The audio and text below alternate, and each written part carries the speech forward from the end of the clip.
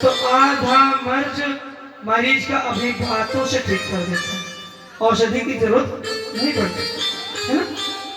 ऐसे ही सुखदेव जी महाराज ने परीक्षित से कहा, परीक्षित बैठ और भगवान को जान।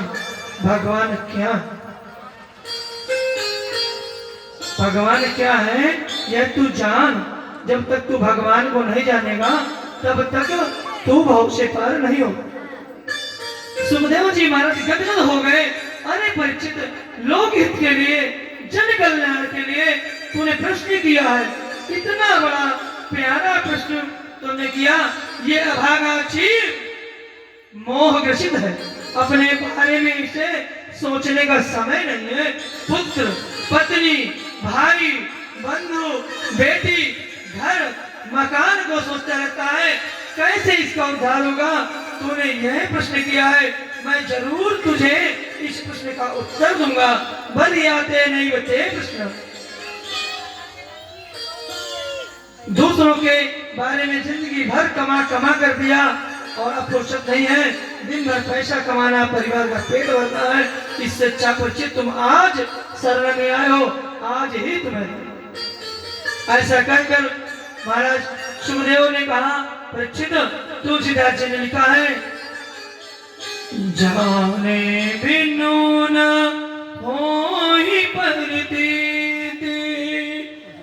जाने बिनु न होई प्रतीति, जाने बिनु न होई प्रतीति, जाने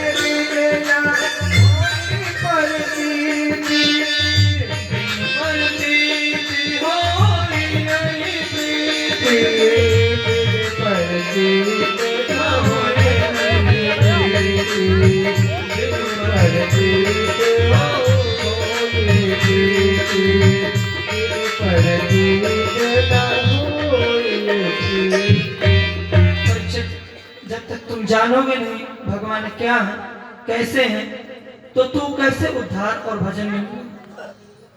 परीक्षित ने कहा, प्रभु बताइए क्या करूं। तो सुखदेव जी महाराज कहते हैं, सबसे पहले जितासनो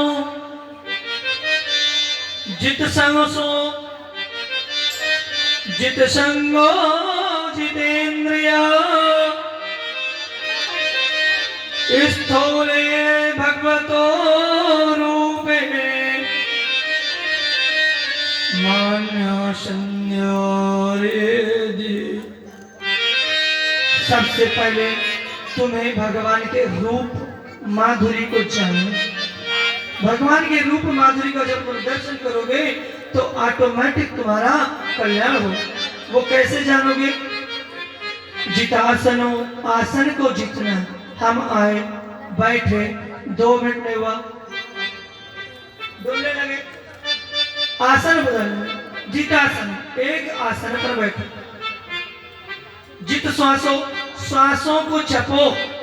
ये गिनती की मिली है मेरी माताओं, गिनती की ऊपर से। क्रोध में हम ज्यादा सांसें लेते हैं, तो श्वास को जीतो। प्राणायाम करते हैं ना, प्राणायाम के माध्यम से श्वास को जीतते हैं। जितासनो जित श्वासों जित संगो जितेंद्रिया, संग को जीतो। ऐसा नहीं पत्नी है तो उसके प्रेम में हम फंसे पड़े, बहुत सुंदर, पुत्र मोह में फंसे पड़े। जित संग, संग को जीत लो।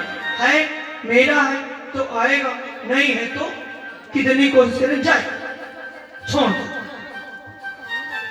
स्थूल शरीर को स्थूल मान। भगवत रूप भगवान का करार विंदे नपदार विंदम मुखार विंदे विनिवेशयन्तम वटस्य पत्रस्य गुडेशयानम बालम मुकुंदम मनसासुरा। सुखदेव जी कहते हैं, परीक्षित भगवान के स्थूल शरीर का ध्यान कर और अपने आसन को जीतो। परीक्षित ने कहा ठीक है। तब परीक्षित से सुखदेव जी महाराज कहते हैं, परीक्षित परमात्मा के उस व्यापक ब्रह्म स्वरूप का जो स्थूल रूप से परमात्मा का प्रकट है, उसे ध्यान करो। मोह को त्याग दो, और मृत्यु लोक के भय को भी त्याग करो। ऊपर से हम एक बनकर आए, यहाँ वर्णों में विभाजित हो, ब्राह्मण, क्षत्रिय, वैश्य, शूद्र, 4 वर्ण भगवान के ही अंग। पर सबसे प्यारा अंग कौन सा मालूम? शूद्र। हर व्यक्ति का ये ब्राह्मण है? ये ऊपर का प्रदेश छाती वाला क्षत्रिय, युद्ध यहीं से करते। पेट वाला भाग वैश्य है और जो पैरों का भाग है शूद्र।